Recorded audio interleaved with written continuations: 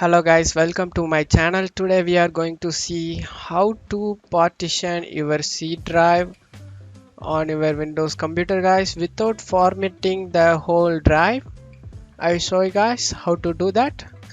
For that, close out of here and go to search panel and type disk management. Create and format hard disk partitions. Open it.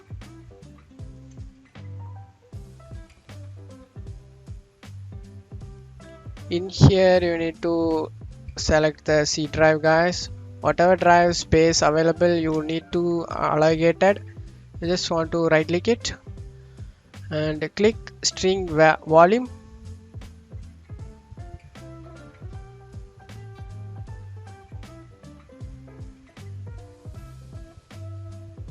You just don't need to change anything over here and click string guys.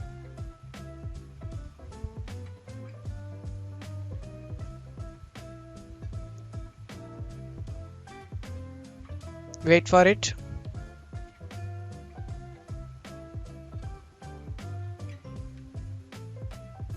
Now here opens up unallocated. You just want to right click the unallocated for box in here, right click it and click new symbol volume and click next and click next.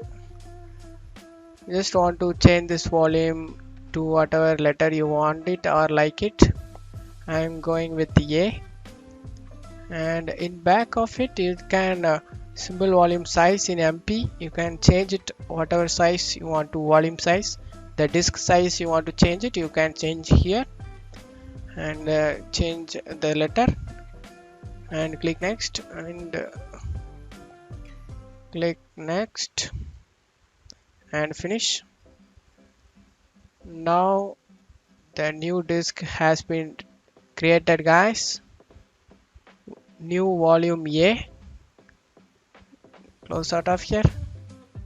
Go to file folder.